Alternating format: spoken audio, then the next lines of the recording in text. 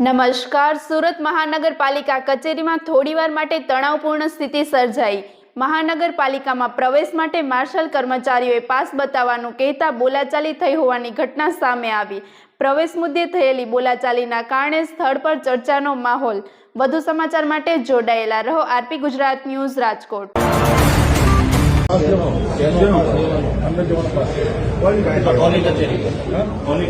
सूरत महानगरपालिका कचेरी। हाँ तो हमें कई पाकिस्तानी होती है तो हूँ पास पर हमारा बाप की कचेरी जवा में अમને रोकवाना। सूरत महानगरपालिका की कचेरी जता अમને रोकवाना। तबे कोण अમને रोकवाना? તમારા બાપુજીની પેઢી છે તો કેવી રીતે ના પાડો છો? હા તો પણ તો એમ કેમ કહો છો ઉપર કોઈ નહીં જઈએ કે? તમે ના પાડો છો કે ઉપર ન જઈએ કે? એમ વાત તમે ફેરવો છો। અમે અમારી કચેરીમાં અમને ના પાડશો તો લેવા જવા દો બધાને।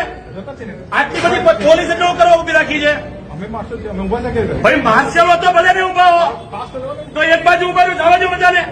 બિલકુલ ધીમા નથી બોલવાનું અને સામાન્ય માણસોને ડરાવવાના ધંધા કરો છો એટલે આ તો કઈ વાંધો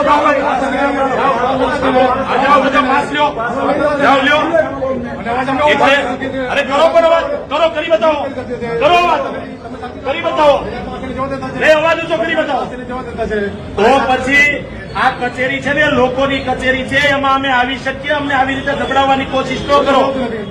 આટલી બધી પોલીસ ઉભી રાખી જો એમ કે ઉપર ન થઈ શકે।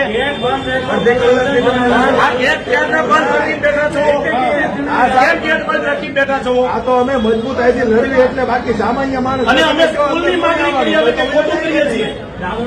અમે સ્કૂલની માંગણી કરીએ કે ખોટું કરીએ છીએ? અને અમારી માંગણી કોઈ ગરીબ બાળકોના શિક્ષણ માટેની છે। અને તમે બધા વર્દી પહેરી હુકા માટા મારો છો? તમે બધા વર્દી પહેરી હુકા માટા મારો? અભણ છો બધા? અભણ છો કે ભણેલા છો? ભણ્યા છો એટલે વર્દી મળી ને। બીજા લોકો નહીં ભણવું હોય તો જેને ભણવાનું મળવું જોઈએ ને એને ભણવા દો। તમે ભણી લીધું એટલે બહુ મોટા રાજા નથી થઈ ગયા।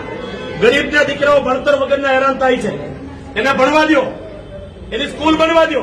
હાલો